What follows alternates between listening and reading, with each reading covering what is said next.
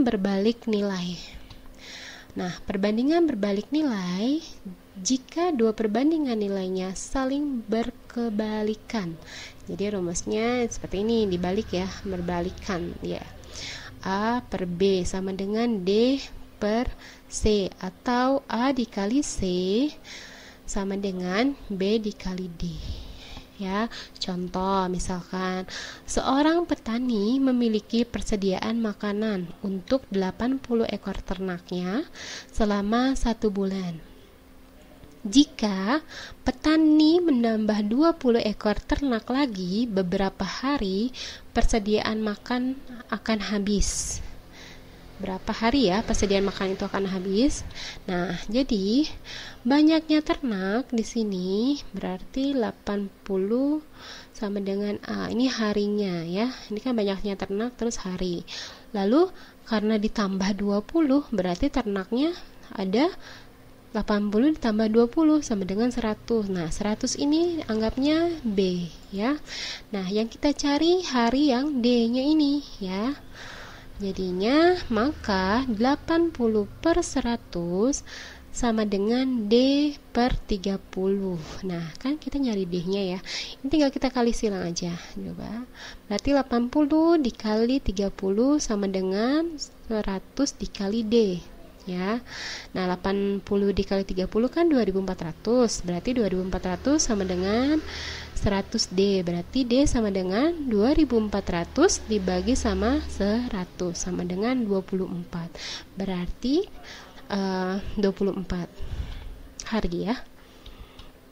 Nah, ini untuk perbandingan senilai. Senilai jika X1 per X2 sama dengan Y1 per Y2 dengan nah contohnya ya, dengan kecepatan tetap sebuah mobil memerlukan bensin 5 liter untuk jarak 60 km ya. Jadi 5 liter bensin bisa menempuh jarak 60 km. Lalu berapa liter bensin yang diperlukan untuk menempuh jarak 150 km? Ya, karena perbandingannya senilai, maka 60 per 150 sama dengan 5 per X-nya. Nah, ini yang kita cari nih X-nya. X dari 150 ini berapa yang dibutuhkan ya liternya. Berarti X-nya itu sama dengan 12,5 ya. Dapat dari mana? Ini kalian kali silang 150 dikali 5 dibagi 60 ya, hasilnya 12,5. Berarti jadi bensin yang diperlukan untuk menempuh jarak 150 km adalah 12,5 liter bensin ya. Nah, lalu untuk skala adalah perbandingan antara ukuran pada gambar dan ukuran sebenarnya ya. Skala 1:n artinya setiap 1 cm jarak pada peta atau gambar mewakili cm jarak sebenarnya ya. Jadi ini nih rumusnya, jarak sebenarnya. Kalau misalnya kita mau cari jarak sebenarnya, berarti skala dikali jarak pada peta. Lalu kalau misalnya yang ditanyanya jarak pada peta, berarti jarak sebenarnya dibagi dengan skala. Lalu kalau misalnya yang ditanyanya skala, berarti jarak sebenarnya dibagi jarak pada peta. Ya, contoh misalkan contoh pertama. Kota X dan kota Z memiliki jarak 600 km. Dalam peta, jarak kedua kota tersebut adalah 12 cm. Berapa skala yang digunakan dalam peta tersebut? Nah, berarti kita ketahui dulu nih. Diketahui jarak sebenarnya 600 km. Nah, 600 km kita ubah menjadi cm, berarti 60 juta ya, 60 juta cm. Lalu jarak pada petanya 12 cm. Nah, jadi kan yang ditanyanya skala.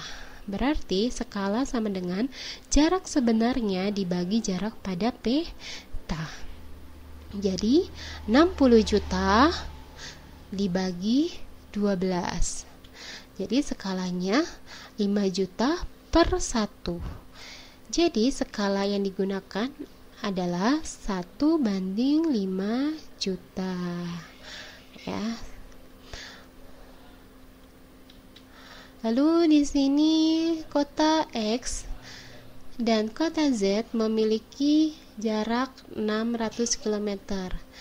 Budi membuat peta dengan skala 1:5 juta. Berapakah jarak pada peta kedua kota tersebut yang tergambar pada peta Budi?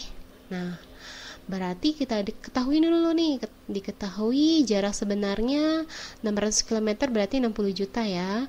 Lalu skalanya 5 juta. Nah, ditanyanya jarak pada peta. Berarti jarak pada peta sama dengan jarak sebenarnya dibagi skala.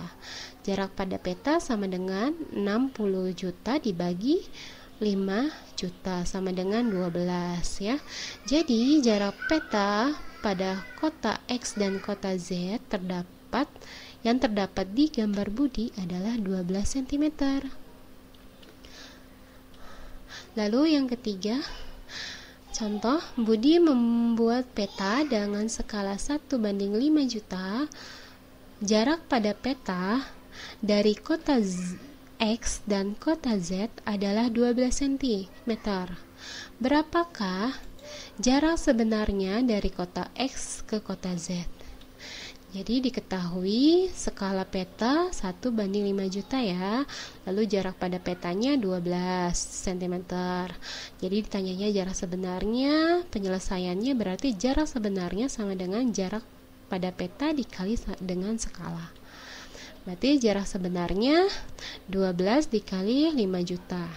Berarti jarak sebenarnya 60 juta cm. Jadi jarak kota X dan Z yang sebenarnya adalah 60 juta cm. Nah, kita ubah menjadi kilometer berarti menjadi 600 km. Ya, mungkin itu saja